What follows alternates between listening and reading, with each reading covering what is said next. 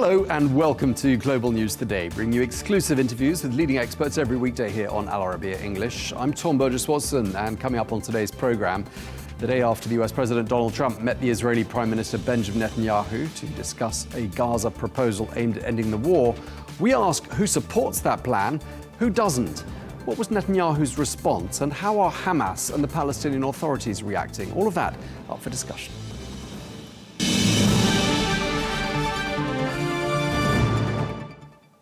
Hello and welcome. The US President Donald Trump's Gaza peace proposal is our focus today, the day after the Israeli Prime Minister Benjamin Netanyahu held talks with him in Washington. Well, the US leader remains optimistic about a breakthrough, but is the Prime Minister Netanyahu and are Hamas really on board? Well, the Israeli Prime Minister called the visit historic, and he praised President Trump's vision for what's dubbed a new Gaza. Let's take a listen. I support your plan to end the war in Gaza, which achieves our war aims. It will bring back to Israel all our hostages, dismantle Hamas's military capabilities, end its political rule, and ensure that Gaza never again poses a threat to Israel. So what exactly is President Trump's proposal for Gaza, and what does it entail? Well, the plan calls for a ceasefire, the release of all the hostages within 72 hours, as we just heard there, and the disarmament of Hamas. But it also outlines a post-war transitional authority to be led by President Trump himself. Well, let's take a listen to some of the key conditions from Prime Minister Netanyahu. All our hostages, both those who are alive and those who died, all of them will return home immediately. Hamas will be disarmed. Gaza will be demilitarized. Israel will retain security responsibility, including a security perimeter for the foreseeable future. And lastly, Gaza will have a peaceful civilian administration that is run neither by Hamas nor by the Palestinian Authority. Prime Minister Netanyahu speaking there. Well, despite him agreeing to President Trump's Gaza proposal, when asked if he supported a two-state solution, his response was absolutely not. Will we agree to a Palestinian state? Absolutely not. And it's not written in the agreement either. But one thing we did say, we will strongly oppose a Palestinian state. And President Trump also said this. He said that he understands this. And he said it is obvious that this would be a huge reward for terrorism and a danger to the state of Israel. And of course, we won't agree to this. Well, let's get more now. We can speak to Ambassador David Satfield, who's a former special envoy for the Middle East humanitarian issues under President Joe Biden between the years 2023-2024, and also a former US ambassador to Turkey. He joins us from Houston. Ambassador Satfield, thank you very much indeed for taking the time to speak to us. Really appreciate it. I mean, what does this deal look like to you, this 20-point peace plan? Does it look to you like a step closer to ending the war in Gaza? Well, the points contained in this plan, the outline, because there are many details that need to be filled in, but the outline is consistent with discussions that have been had with states in the region, particularly the Gulf, with Israel, with others, since the end of 2023, shortly after the October 7th massacre. All of that is appropriate. There is critical reference, and it is critical, to a transition which brings in a reformed Palestinian Authority, underscore reformed. There is critical reference to the need for Arab participation in all of this, without which there is no day after.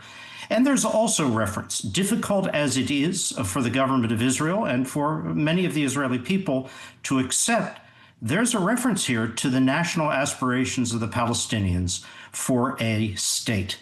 All of that is important, but the question now is, what is the response of Hamas? Hamas, I believe, I assess, believes it's winning, believes that if more Palestinians die, if Israeli hostages die in the process of a ground campaign, it will increase international pressure, domestic Israeli pressure on the government to bring an end to all of this. I hope I am wrong.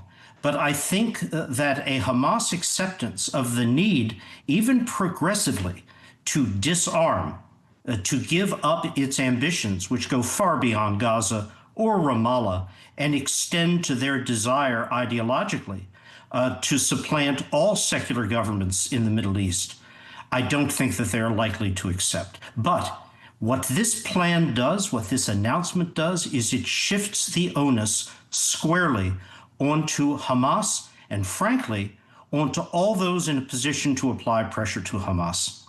There's a new dimension to this deal, and one of the points that struck me was there's this offer of amnesty to Hamas. Anyone in Hamas who hands over their weapons and commits to coexistence is eligible for that amnesty. I mean, does that sound to you like an attractive carrot for them? Again, in the scale of things, I think it's important to state in any plan that there is a way out, a safe way out for those who give up the gun. But again, I don't see the Hamas leadership as willing or believing it necessary to give up their arms, to give up their chance, not just at governance of Gaza, but also at their broader regional objectives. I'm afraid all of those provisions, while necessary, are not sufficient to lead Hamas to the conclusion that they must accept this. There are people in the Israeli government who might not accept this deal either, one of them being the finance minister, Bezalel Smotrich, who called this plan, quote, a resounding diplomatic failure. How difficult do you think it's going to be for Prime Minister Netanyahu to sell this 20-point plan back home? Well, I think the Prime Minister's requirement to sell the plan is very much dependent, again, on what the Hamas response is. If Hamas is the party that now rejects this or comes back with counter proposals that throw the entire negotiation back to where it has been stalled for the past year, then Prime Minister Netanyahu won't have to deal with his cabinet. If Hamas, though, were to genuinely, wholly accept these provisions, then indeed the Prime Minister is confronted with the need to carry through on the commitments he made at the White House yesterday. And in that regard, it's very important that Donald Trump, President Trump, is at the head personally of this putative structure, which means that any defiance of, rejection of this plan strikes directly at him. And I think that that's a powerful force. Is it sufficient to move Hamas? There I have significant reservations, but it is worth absolutely the try. I mean, a lot of people have been involved in building this deal or framework, the 20-point plan that's been under discussion. Obviously, the Trump envoy, Steve Witkoff, someone I'm sure you've worked with yourself, and of course, President Trump's son-in-law, Jared Kushner, very much involved. I mean, it does look like it's a very sort of short to medium term plan, doesn't it? It doesn't seem to have a huge amount of detail or focus on what happens in the longer term. Well, actually, the plan does contemplate, with details to be filled in over time, a true day after. Those are the provisions that call for a reformed Palestinian Authority, which then would have a role in the governance, the administration of Gaza, and it calls, most importantly, for a recognition of the aspiration of the Palestinian people for a state. Okay, so it sounds one of the things we learned from the last couple of days is that the idea of Israel annexing the West Bank is sort of no longer on the table. And it also looks pretty clear that Gaza becoming the Riviera of the Middle East is also off the table. I mean, that's pretty revealing, isn't it? The law of gravity has a way, the law of reality has a way of intruding itself. Okay, fair enough. Obviously, this is President Trump's plan and vision for ending the war. But having worked under both President Trump and President Biden, I'm told, do correct me if I'm wrong, I mean, is there anything that sets this apart from a document or a framework that President Biden would have spelt out? It does, Tom. And the difference here is the extraordinary position, influence, agency that Donald Trump enjoys right now. No U.S. president, arguably since Dwight Eisenhower, in a very different world, has had the standing, the stature, the commanding position with respect to policy decisions that Donald Trump now has. That does not mean that Israel does not remain an absolutely sovereign state, capable, willing to take its own decisions. Of course it is. But it has to reflect very seriously on any fundamental conflict with, contradiction of Donald Trump. And that is very different. But do you think it's important that Palestinian statehood is made a little bit more, the chances of it made a little bit more explicitly clear, especially to get the buy-in from world leaders and leaders in the region of the world that I'm speaking to you from, namely the Middle East? I mean, do you think that's something that they perhaps wanted to hear more about? Tom, I think that you are quite correct.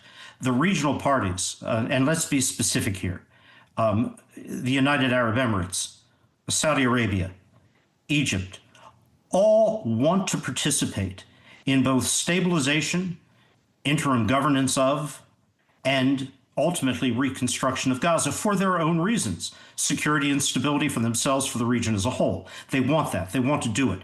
But the door through which that critical participation can come, and the only door, is one in which there is a commitment or recognition by the government of Israel on the need for ultimately a direct negotiation with Palestinians on a permanent resolution of the conflict between Israelis and Palestinians, and a recognition that there needs to be a role, I underscore, a role for a reformed Palestinian Authority. It's absolutely essential. Does it look to you, when you see the amount of activity there's been diplomatically these last couple of weeks, pretty unprecedented, with some countries taking matters into their own hands, recognizing a Palestinian state unilaterally, and of course, all these discussions on the sidelines of the UN General Assembly and that summit between President Trump and Prime Minister Netanyahu. Does it look like we've got a similar or comparable amount of momentum towards finding a solution to this long-standing dispute and war, something comparable to what we saw in the 90s under President Clinton, perhaps the Oslo Accords of 1993? Are we there? No, Tom, I don't think we're there. We're at the very start of an extremely steep slope. What happened in the early 90s, the Oslo process, the September 13th, 1993 handshake on the South Lawn of the White House, those were events that represented or were reflections of a ripeness in terms of the global climate, the regional climate, the mood and the political direction in Israel, and conclusions drawn by Yasser Arafat over what he needed to do to survive and advance the Palestinian cause. I would argue, I think most would, those conditions of ripeness do not exist today. But there must be a day after this kinetic, ongoing campaign, almost 2 years old in Gaza, has to be.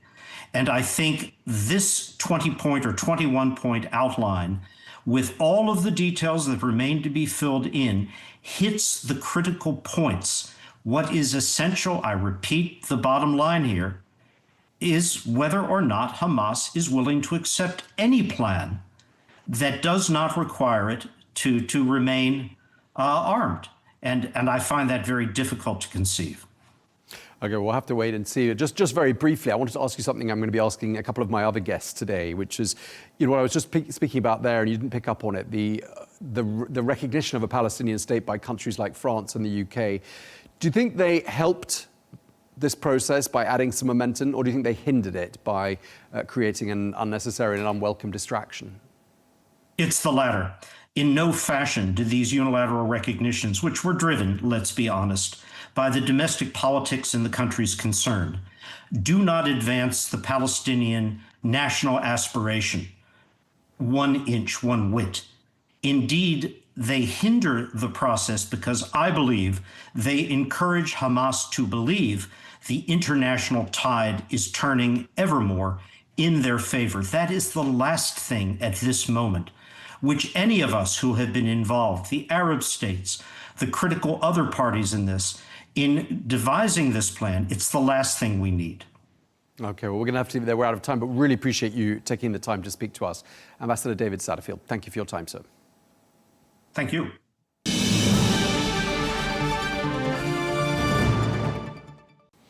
Well, let's get more now. We can speak to Jason Greenblatt, who's a former White House Middle East envoy who served under President Trump. He joins us now from New Jersey. Thank you very much indeed for taking the time to speak to us.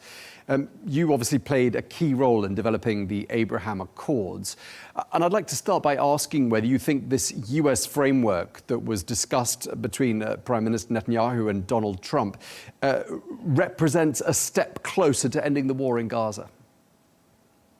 Thanks for having me, Tom. Look, I do. I think that what President Trump presented yesterday is a win for Israel. It's a win for the Palestinians who aren't devoted to Hamas or Hamas type of terrorists. It's a win for the region. So I think we are going to take a step closer, but it always hinges on Hamas. Is Hamas going to agree to the deal, finally realize that their ways don't work, and let the Palestinians thrive and prosper like the rest of the region? Is it a breakthrough? Is anything in those 20 points is something that would strike you as being uncharted territory or something that perhaps hasn't been really openly up for discussion up until this point? Well, the families of the Israeli hostages would argue it's a tremendous breakthrough for them, and I think it is. They've been, these Israeli hostages and others have been suffering in the dungeons of Gaza and under unspeakable conditions. I think it's a breakthrough for Palestinians. I think they could finally see a light at the end of the tunnel if they get good leaders in. If Hamas steps aside, imagine the future they could build. I mean, you say Hamas are the only spoilers in town, but the Israeli finance minister, Bezalel Smotrich, described this 20-point plan as a, quote, resounding diplomatic failure. He's not on board, is he? No, and more to the right than him is Ben Gvir. I have a lot more faith in Bezalel Smotrich than I do in Ben Gvir. He has reason to be upset. The Palestinian Authority, for example, pays Palestinians to harm and murder Israelis. I understand where Bezalel is coming from. However, I think this is the only path forward. There is no other path. I'm not prone to quoting the late Saeb Erekat. He and I disagreed on so much, but he used to say, the Israelis are going nowhere. The Palestinians are going nowhere. The answer isn't in the Quran and the Torah and the Christian Bible. We're both here to stay. We got to figure this out. So my answer to Bezalel is, we got to figure this out. And I think what President Trump laid out is the only solution if we could get Hamas and people like Hamas out of the way. Some people are saying, the word deal is perhaps a little bit misleading as a term to describe that 20-point plan. Some calling it more of a framework. Don't know what you think of that, but perhaps that's not really important. What strikes me as being more important than the discussion like that is the notion of the timeframes we're talking about, because it looks like it's a deal or a plan aimed at ending the fighting, disarming Hamas, demilitarizing Gaza. So that's all short to medium term, but it doesn't go into the long term, does it? Which would obviously be, what about the future of a Palestinian state? Absolutely true, but you have to take it step by step. I don't like to use the word impossible, but it's virtually impossible to go from zero to a full-blown comprehensive deal between the Israelis and the Palestinians. And really, that would include Lebanon and Syria, for example, call it, Abraham Accords 2.0 and 3.0 without addressing Gaza first. So I think it's an important first step, but I think it may unlock, if it's successful, it could unlock leading to multiple Abraham Accords deals, which is really what the region needs. I think the leaders who created those Abraham Accords should be commended through and through. And I'm hopeful that, we might see Syria and Lebanon in that mix as well over time, especially if President Trump gets this deal done. How much of a tool have the Abraham Accords been for countries that have signed up to them to then protest about a given issue? For example, the threat of annexing the West Bank, which seems to have gone away for the time being, was a red line for some of the signatories of the Abraham Accords who said, if that happens, we weren't quite sure what they were going to do, but it sounded like they might walk away from the Accords. How much has that loomed, do you think, over this latest chapter of negotiations? I think perhaps it was a tool, but I would view it differently. I think what Israel recognizes, certainly what America recognizes, is the UAE, for example, although I'd probably include Morocco as well and Bahrain, The UAE is an incredibly smart, forward-leaning, thinking country. They're sort of a beacon of diplomacy, if you will. So it's how they behave, how they act, what they say to the world. They stayed in Prime Minister Netanyahu's speech in the UN when most countries shamefully, so many countries shamefully walked out. So I think it's smart leadership like the UAE has that really is the tool, less than the Abraham Accords in and of itself. And more about the diplomacy of some other countries, sort of more historic allies of the United States and Israel, like France, Britain, and a number of other Western powers, that all took this step of announcing recognition of a Palestinian state last week and the week before. What have they added to all of this? Have they added momentum, or would you say they've done more harm than good? Oh, much more harm than good. I mean, it's amazing because it's sort of happening at the same time. On the one hand, you have President Trump, who actually offers a real path forward. Whether you believe in the 20 points or some of the 20 points, he has the Arab countries, the United States, and Israel all behind this idea. And then you have these allies of the United States who I think made a shameful to misguided, depending on where you sit on the politics of it, certainly political-oriented move that doesn't help Palestinians. Yeah, it's a diplomatic, but it does absolutely nothing to change their lives. President Trump wants results. He doesn't want mere words. And his ideas can actually change the lives of millions of people among Palestinians, certainly Israelis, and the region around them.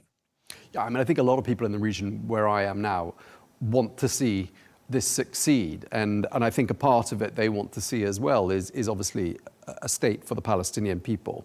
I mean, looking at those 20 points, one of them sort of alluded to statehood for the Palestinians.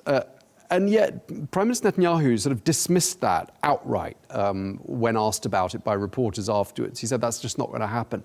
I mean, is that really in the spirit, would you say, of compromise, negotiation? You know, he seemed to present it as being a red line for him. Well, I think President Trump actually mentioned he understood that. So it boils down to a question of what does a state mean? And that's why I always refrain from using that word two-state solution.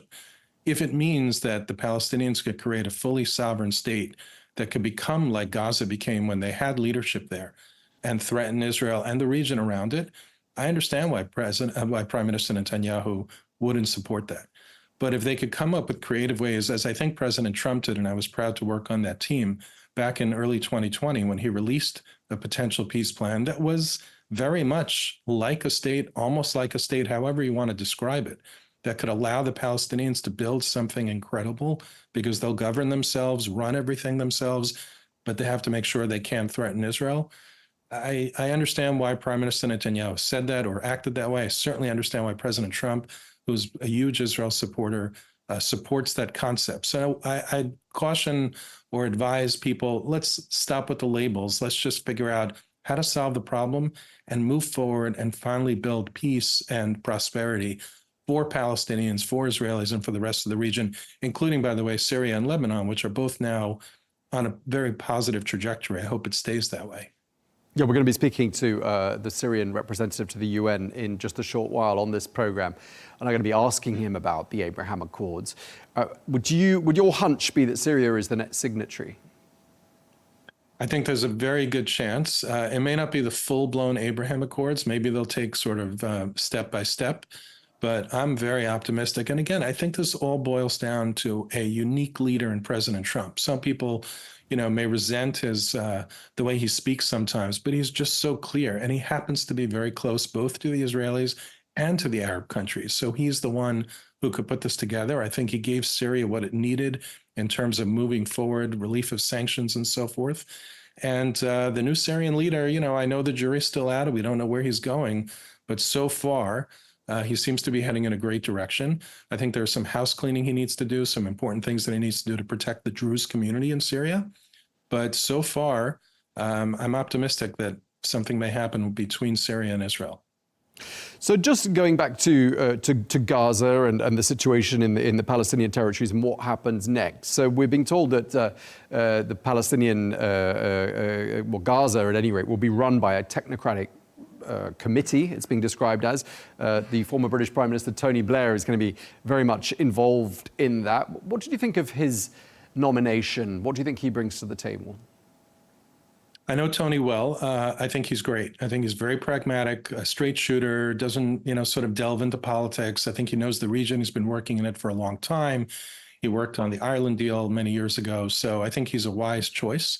I think he's doing it for the right reasons. And he also has very good relations in the GCC.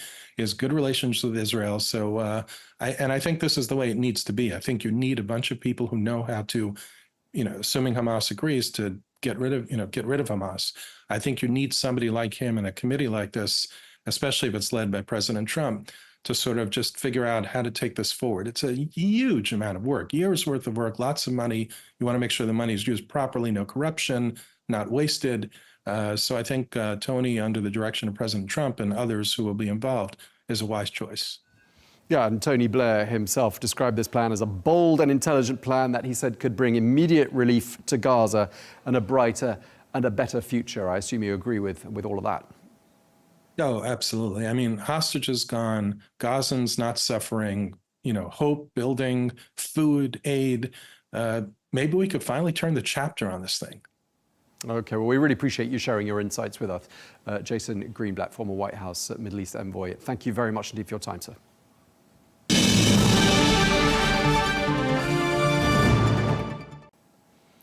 Well, I'm joined now by Michael Oren, who's a former Israeli ambassador to the United States, who joins us now from New York. Thank you very much indeed for taking the time to speak to us, Ambassador. In your opinion, does this 20-point plan, this US framework, represent a step closer to ending the war in Gaza? I think it's more than a step. It's potentially a giant leap. It could spell the end of the war in Gaza. There are many moving parts. Things can change. I would say generally that as a work of statecraft, of diplomacy, it's kind of a masterstroke. How President Trump's team, this is Steve Witkoff, Jared Kushner, and others, managed to get all these disparate states on board, states that don't agree with one another on very much, certainly don't agree on Israel-Palestine at all. This is there are states on Turkey and Qatar on one side, Saudi Arabia, UAE on the other, Jordan. Get them all together to agree to these 20 points. And then get Israel to agree, get Netanyahu to agree. That has got to go down in the history books as one of the great masterstrokes of diplomacy. So all of that taken into consideration, do you think we're likely to get an answer quite promptly out of Hamas to this, given that they must be feeling that, the rest of the world seems to think that it's a pretty good plan? Well, what the plan does is basically give Hamas a simple choice. Either you surrender or you die. I put it most frankly, that if Hamas rejects the plan, then President Trump will give a green light to Israel and the Israel Defense Forces to continue its ground operation in Gaza City and to eliminate the last pockets of Hamas resistance. So it's not much of a choice for Hamas there. And then it goes to the essence of what this organization is. It is a Islamicist jihadist organization, which, in any other circumstance would prefer martyrdom to surrender. Well over almost 2 years now, at the beginning of the war, I gave an interview to the Wall Street Journal where I suggested that we revisit the 1982 evacuation of Beirut by Yasser Arafat and the PLO, that we could do the same thing with Hamas, offer Hamas the opportunity to get on boats and go somewhere safely, and Israel would commit not to harm them. And at the time, that suggestion was kind of laughed off, even by Israeli policymakers, saying that Hamas would prefer to die rather than get on one of those boats, and explaining why that this is not just about the way Hamas sees young Muslims looking at them today, but the way they'll be looked at 50, 100, 1,000 years from now. And that made sense. It made sense. Right now, though, it's still on the table, and that offer is hardwired into the 20 points. Those members of Hamas who do not want to take swear an oath that they will no longer pursue terrorism, and that they accept peaceful coexistence with Israel, have the option of leaving Gaza on that Yasser Arafat-like boat to where is uncertain. But I remain unconvinced that Hamas will avail itself of that offer. Okay, so there are 20 points in that plan, and obviously the goal is to get Hamas to agree to all 20 of them. One of the points alluded to Palestinian statehood, and on that particular point, when asked about it, Prime Minister Netanyahu said, quote, absolutely not, when asked about the prospects of a two-state solution. So does that set the right tone if the Israeli Prime Minister is outright ruling out one of those 20 points before we've even heard back from Hamas? Well, I'm sure the tone will not be welcomed in many quarters in the Middle East, and not only in the Middle East, certainly in Europe. But here, the devil is not so much in the detail, but the angel's in the detail. The 20 points talk about not creating a Palestinian state. It talks about taking steps toward a credible pathway to a Palestinian state. Now, the pathway term, the word has been used frequently by the Saudis. And I think that this is the way the Saudis, who don't necessarily have public opinion, they're not a democracy, but they do have to assuage popular Arab opinion about the Palestinian issue, say they want a pathway to Palestinian statehood. Now, what does that mean? A pathway could be something with gravel. It doesn't necessarily lead to anything. And I think the Saudis would be very, very cautious before creating a Palestinian state that could become a Hamas state and that would threaten Jordan and threaten much of the Gulf. So they'd like to have this discussion. And I've long been an advocate that Israel should say yes to this, that Israel should engage in a dialogue about a pathway to a Palestinian state. Here it is, gets hardwired into the 20 points. So Netanyahu says he's going to oppose the state. He's going to oppose the creation of a Palestinian state, a two-state solution. But he's not going to oppose that part of the 20 points that says that Israel at some point must enter into a discussion about a credible pathway. And I think that gives him a little bit of wiggle room politically. And so far, the radical right components of his coalition have not bolted that coalition. I mean, on that note, I mean, how politically risky is all of this for Prime Minister Netanyahu? Because there are some who are speculating and suggesting, some analysts are out there saying that this deal with President Trump could cost Netanyahu his government. I think Netanyahu is too cunning politically. Yes, there are risks. There are definitely risks. And there is one particular member of the government, Mr. Ben-Gvir, who's riding very high in the polls, who could bolt the coalition and bring down the government. And the big question is whether other opposition heads will come into the government again. Now, Benny Gantz, for example, the head of a large opposition party, says that if these radical right-wing parties leave the coalition, he will come in and support Netanyahu if Netanyahu goes toward agrees to an end-of-war hostage release agreement. So let's see if that happens. This is not the first time we've been in a situation like this in Israel. Mr. Netanyahu bears what I call the Y plantation scar. And if you remember old enough to remember this, the late 90s, his first term as prime minister, President Clinton negotiated an agreement between Israel and the PLO. It was actually the last agreement between Israel and the PLO, between Benjamin Netanyahu and Yasser Arafat, in which Netanyahu had to concede large parts of the city of Hebron, which is a holy Jewish city. And Clinton assured him that if he made this decision and the right-wing members of his coalition left the coalition, that Clinton assured him that left-wing Israeli parties would come into that coalition. So what happened? Netanyahu signed on the agreement.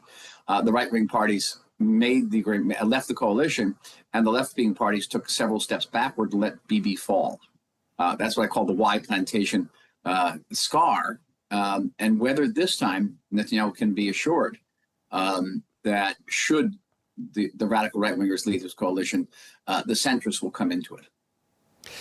One of the other things to emerge from those talks at the White House was an apology for Qatar from the Israeli Prime Minister. And I'm just wondering if you think that's significant and whether it brings Qatar back into the fold in that role of negotiator. I think this was also a stroke of genius, I must say. Israel has apologized many times for mistakes made of this nature. Netanyahu, this would be the third time, if anybody's counting, that Netanyahu has apologized.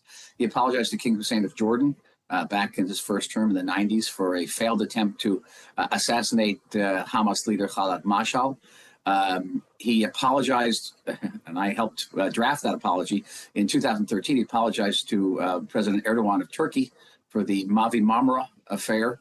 And so here again, another apology, a very similar apology, by the way. He said that Israel did not intend to attack Qatar. It wanted to attack Hamas, who just happened to be on Qatari territory. And he committed to not do it again. But the masterstroke is that Qatar, in return, promised to enter into a dialogue with Israel about how we can best address our mutual grievances, our mutual outstanding complaints. And I think that's very, very productive. Okay, I mean, there are so many striking elements to this deal and so many striking developments over the last 24 hours. I mean, one person I want to ask you about is Tony Blair, who is obviously going to be potentially very much involved in overseeing the next chapter of Gaza's governance. I'd like to ask you how he's perceived in Israel and whether you think he's the right man for this job. Well, first, I was delighted to hear about Tony's involvement. When I was in government, I worked with Tony Blair on a Gaza project. So I know that Gaza has been a source of deep concern for him for many years. It didn't start just with this war even. And very productive. He has a very fine reputation in Israel and remembered fondly. And he has the trust. He has the trust of just about, I think, all sides. Everyone likes him in the Middle East. I don't know if the same can be said of Great Britain, but everyone likes him very much in the Middle East and trusts him. And he has a good working relationship with both with Trump and with Netanyahu and with Arab leaders.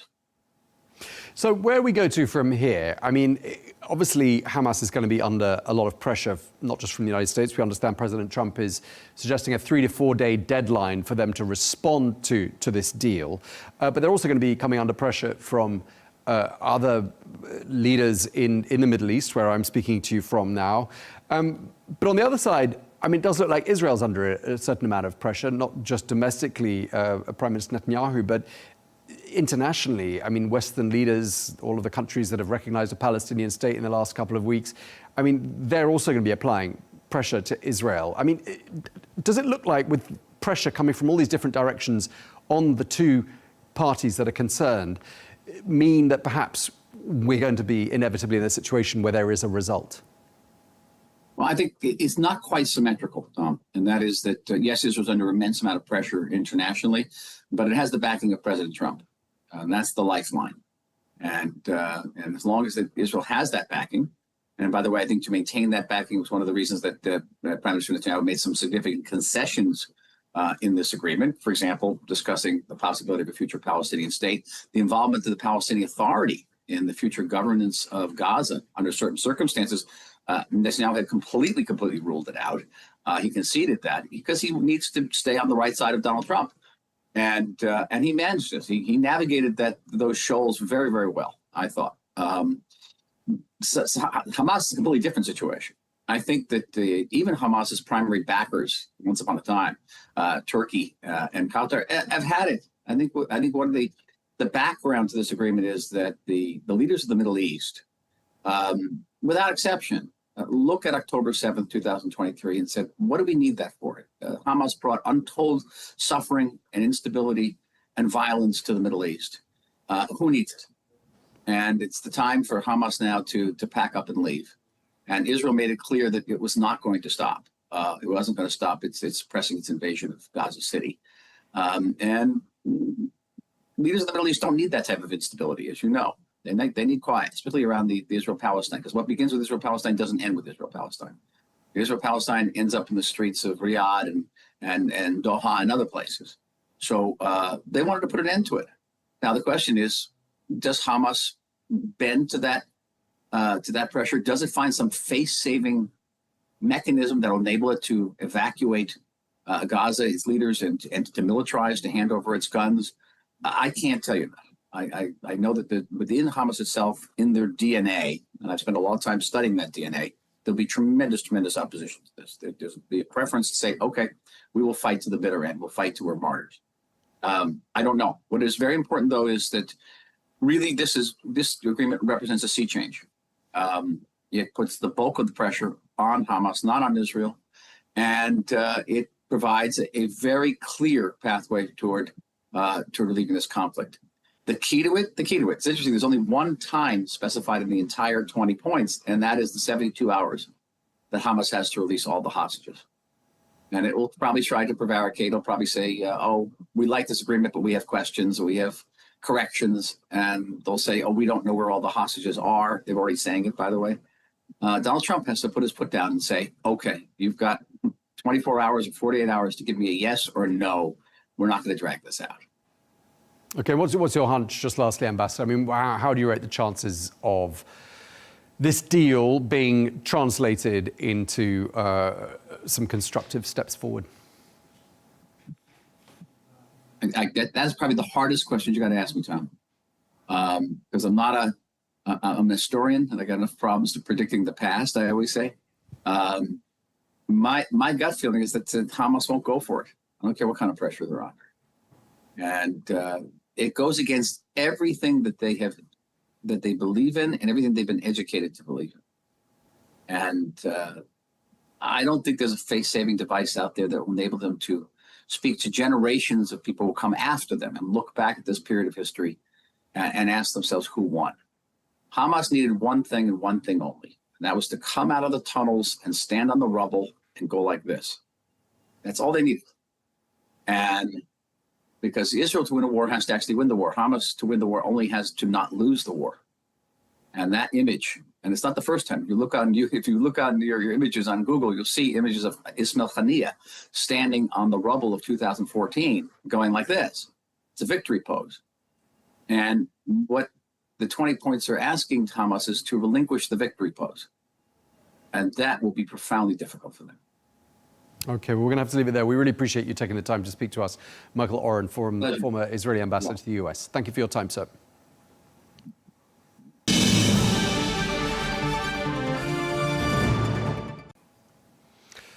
Well, let's get more now. We can speak to Ibrahim Olabi, who is Syria's ambassador and permanent representative to the United Nations. He joins us from New York. Ambassador, last time we spoke, this position was not yet announced. You were obviously keeping quiet about it. So thank you very much indeed for taking the time to speak to us, and congratulations first up. But congratulations for something else, because your president, Ahmed al-Shara, became Syria's first head of state to speak at that gathering since the 1960s. First of all, how did it feel to see the leader of Syria at that podium?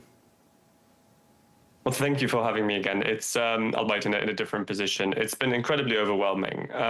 The Assad regime, both father and son, have for some reason not participated in any of the kind of General Assembly meetings. Even the meeting you mentioned in '67 was an extraordinary meeting. It wasn't even that forum in September where everyone comes. So it's actually the first president since 1945 to participate in an ordinary summit. The '67 one was an extraordinary one. So it was a feeling that Syria is back. Syria is back to the international community. Syria is engaging with the world. Syria is no longer a pariah state that is kind of, concealed upon itself, not engaging. I wish it was an issue of not engaging at the time of the regime. It was a matter of harming. It was a matter of, exporting drugs and Captagon to the region. It was a matter of breaking every international law that this forum has created, including the use of chemical weapons. So it was really a surreal moment for Syria to be back, for Syria to be represented by President Ahmed al-Shara with his background and his journey and his story, but also to be accompanied by many other ministers. The foreign minister obviously is the lead minister, but we also, for example, had Ra'ad al-Saleh there, who was until not very long the head of the White Helmets, an organization that was targeted in Syria, subject to disinformation, now sitting behind Syria's placard as the minister for emergencies. We had the minister Hind Qabawat, a Syrian Christian, who's lived in Canada, set up civil society organizations for women empowerment, also as a Syrian minister. We had Hamza Mustafa, someone who set up TV channels, at the time of the opposition, now become information and media minister. So, and that's just the ministerial level, let alone colleagues who've come from Damascus, who with, different backgrounds, civil society, people who have spent and sacrificed their time in Idlib. And, it's just been surreal throughout, and the excitement from states to meet us saying, you could have just, refused to engage with the international community because the international community had nothing to do with the liberation of Syria. It was a Syrian-led operation, but yet you chose to kind of come here and engage with the world. So there was a lot of excitement for members of the international community, both states and the UN Secretariat itself. Yeah, you slightly anticipated my next question, which was, did it feel like inside that hall there was a sort of an overwhelming sense of support for your country? Absolutely. Syria's stability has shown, through example, and not a very nice one, that its instability causes instability to the world, not just the region. President Macron at some point said, the Syrian conflict has shown that Syrians can walk to to Europe, right? And let alone a lot of other issues. Yes, I mean, we had a marathon of meetings, which was a nightmare to organize, but a marathon of meetings. We had to split sometimes the president and the foreign minister because we couldn't just accommodate all the meeting requests and the meetings that we wanted to have. Everyone saw Syria as a hopeful story. Of course, they have questions, they want to understand, they've got concerns, and that's absolutely fine, and we're there to address them. But everyone was interested as to who are these new Syrians who have just stepped foot in New York, and what do they stand for? And with that, there was a lot of excitement in the rooms, both kind of the public room, but also the private, the kind of closed rooms in the halls and so on. I mean, the president is someone where when he walks with the foreign minister, heads turn, right? He's for all the kind of story that Syria has had, and that story is what formed part of his speech. He talked about al-Hikaya Suriya, the Syrian story, right? And the story of suffering and the story of brutality and the story of liberation, and that the story has not ended. And then went that back to Idlib and talked about how now the story continues when it comes to development and the economy. Yeah, and just in terms of other things that your president said at the podium, I mean, he called for the lifting of international sanctions on Syria. And I'm just wondering, apart from that, and I mean, what would you say was the main message that he wanted to get across to that hall? The message was about Syria and Syrians. The message was about Damascus, about the cultural importance that it has, the importance in the region that it has, and that how this liberation of Syria wasn't just the liberation of Syria and Syrians. It was a liberation that helped, that is in the interest of the entire world. There was also an economic message, in addition also to lifting whatever remains from sanctions, which isn't much now, thanks to President Trump's kind of courageous decision, and the European Union and other countries who've taken similar steps, but was one of investment and one of economy. Syria is at a trade route. It has incredible important ports, internet cables, flight routes, aviations, workforce, human capital, resources. Syrians, wherever they've gone throughout this kind of last 10 years have excelled, and to the extent that some countries when they met us bilaterally said we would love for some to voluntarily return, but some we must stay because they're holding key positions and in key sectors in the economy. So it was a message about what Syria can offer to the world. For me, one of the really striking images amongst, of course, seeing your president at the podium was seeing your president alongside the Ukrainian president, Volodymyr Zelensky, and the restoration, they said, of diplomatic ties between Kyiv and Damascus. And I'm wondering whether that signifies or indicates a pivot away from Russia, because, of course, Russia was the country that really did a great deal to keep President Bashar al-Assad in power. No, well, look, since the liberation of Syria, there was a military liberation, but there was also diplomatic efforts. And the diplomatic efforts were to have a balanced relationship that served the interest of the Syrian people. And that's why the relationships with Russia remain. I accompanied the foreign minister when he went on the first visit to Moscow. We met Foreign Minister Lavrov. And also I was in the meeting in the UN when we met the Russian delegation and the Foreign Minister Lavrov, again, I think on the same day that we met the Ukrainians, or one day apart. And that's really how the Syrian diplomacy works now. It's to see where the interests of the Syrian people lies and who has what to offer, and how we can make this work for the interest of the people. It's no longer a matter of kind of polls or historic alliances. Everything is going to be reassessed.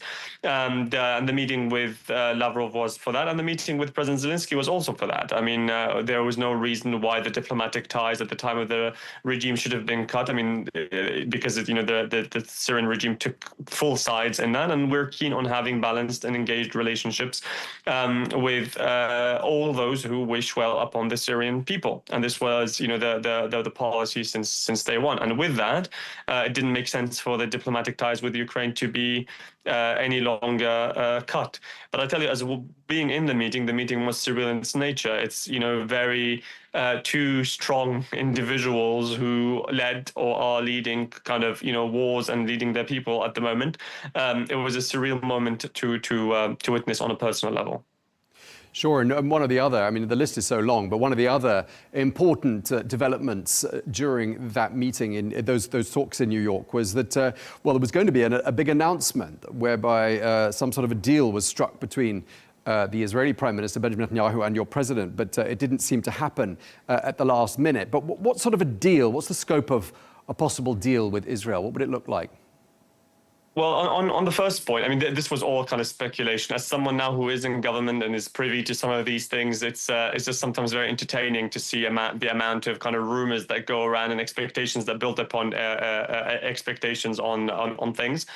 We are engaging with the Israeli government on a security deal, one that goes into the details of, the amount of forces being present on each side of the border, the type of weaponry, the type of locations, and it's that kind of technical military nature that guarantees both the security and the sovereignty of Syrians and the security of the region. And that's what we're kind of really focused on.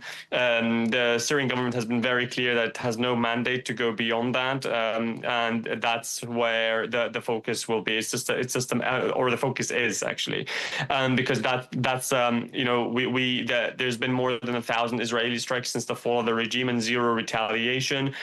There has been, attacks on sites, on key military infrastructure, even on sites that, may contain chemical weapons, which makes our job very much harder now to get rid of them with the Organization for the Prohibition of Chemical Weapons.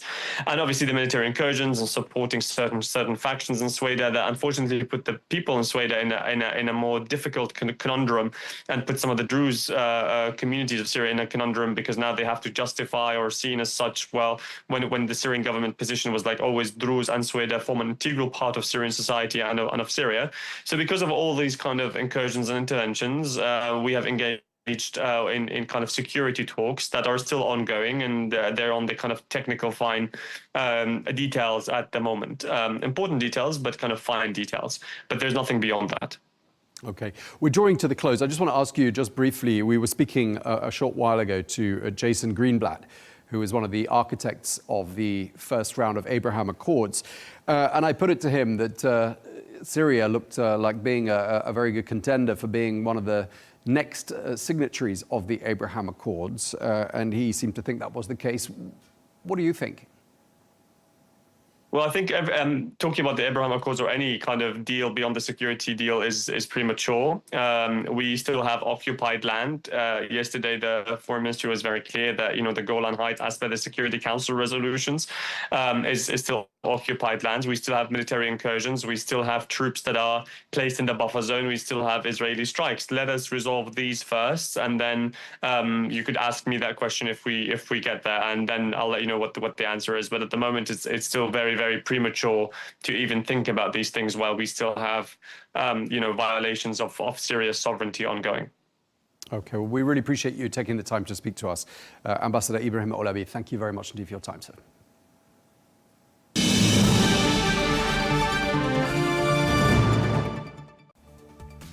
Well, that's all we have time for on Global News today. Thank you very much indeed for watching. Be sure to join us again tomorrow for more exclusive interviews. Until then, bye-bye.